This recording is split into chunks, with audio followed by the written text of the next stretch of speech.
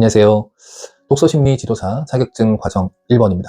네, 이 과정에서 가장 핵심은 뭐냐면은 1000권, 10,000권을 읽는다고 내 마음이, 상처 입은 마음이 해결되고 치유되는 게 아니고, 상담사와 내담자 사이에서 책을 매개로 해서 가장 중요한 내담자가 어떤 상처를 갖고 있는지, 내담자가 갖고 있는 생각의 문제, 감정의 문제, 행동의 문제를 정확하게 찾아서 그 핵심 사항에 맞는 이 책을 선정하는 것과, 이 책을 같이 읽으면서 내담자가 갖고 있는 잘못된 생각을 수정하고, 그리고 본인이 갖고 있는 심리적 문제를 병식을 갖게 하는 게 가장 중요한 핵심입니다. 그래서 이 생각, 보통 이 생각, consider라는 이 단어가 함께, seed, 별과 함께라는 뜻이 보통 사색하다, 생각하다는 뜻입니다. 이 상담사와 내담자가 함께 생각하면서 이 별을 찾아나가는 것이, 별이라는 것은 어떻게 하면 회복된 나, 어떻게 하면 내가 상처를 치유된 상태의 나를 찾느냐, 이게 핵심인 겁니다. 그렇게 된다면은 나는 괜찮아요, 나는 아무 문제 없어요 라고 하는 게 아니라, 나는 이러이러한 문제가 있기 때문에 이 문제를 내가 해결해야 되겠다. 생활 중에서 이런 문제를 내가 하지 않아야 되겠다. 해야 될 것과 하지 않아야 될 것. 또 가지고 있는 문제점은 내가 하지 않을 수 있는 그런 분별력이 생기는 거죠. 이게 바로 독서 심리를 하는 상담사의 핵심입니다. 그래서 누군가의 마음을 치유하고 도와줄 수 있는, 있고 싶은 분들은 꼭 도전하시길 바랍니다. 네, 두 번째 독서 심리 지도사 자격증 과정 이야기를 하도록 하겠습니다. 보통 책을 읽을 때 세 종류의 부류로 나눕니다. 첫 번째는 책을 통해서 지식을 얻으려고 하는 것은 순수 독서를 하는 거죠. 그리고 자기가 성장하고 좀 더 많은 어떤 변화를 가져가기 위해서, 지금보다는 좀 더 경제적인 혹은 내 삶에 있어서의 질적인 부분을 조금 높이기 위해서 하는 거를 우리가 자기계발서 혹은 성장 독서라고 보통 할 수 있겠죠. 그런데 이제 이런 단순하게 지식이나 그리고 나의 어떤 경제적인 성장만을 위해서 독서를 하는 게 아니고, 내가 가지고 있는 어떤 심리적인 문제를 해결하기 위해서 하는 이 독서, 이게 바로 독서 치료고 독서 심리입니다. 이걸 영어로 비블리오 테라피라고 합니다. 비블리오, 요게 이제 책이라는 뜻이고요. 테라피라는 단어가 치료라는 뜻입니다. 그래서 이 단어는 없던 단어가 아니라 오랜 세월 동안 써왔던 전문적 용어입니다. 비블리오 테라피.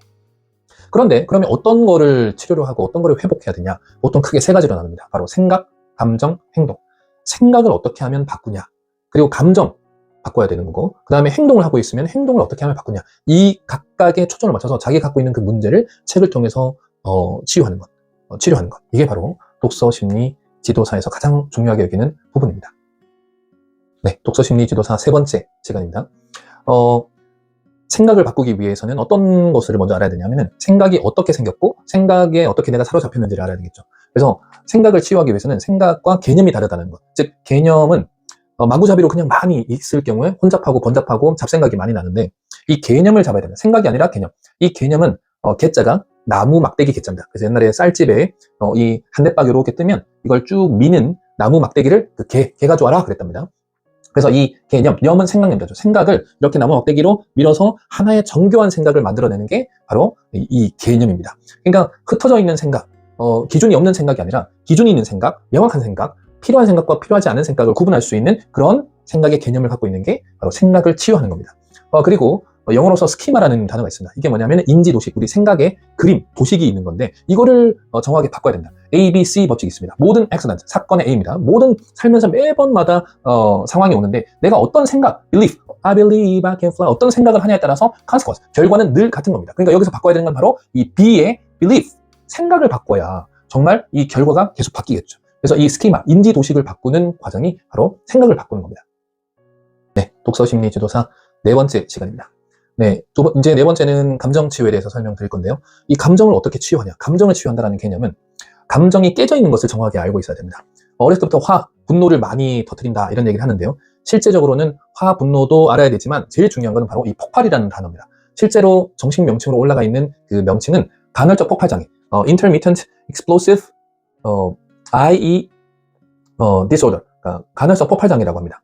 그래서 IED라고 부르는데, 이 간헐적 폭발장애는 도대체 왜 오냐? 어렸을 때부터 분명히 부모로부터 인정을 받아야 되는데 인정을 못 받고, 인정을 받다 보니까 불만이 생기고, 불만이 계속 쌓여서 불안해지는데, 이 불안한 나를 보호하고 불안한 나를 방어하기 위해서 이 방어 기제들이 엄청 많은데, 그 중에 하나로 나는 감정을 폭발시키는 나 스스로의 감정이 무너지는 겁니다.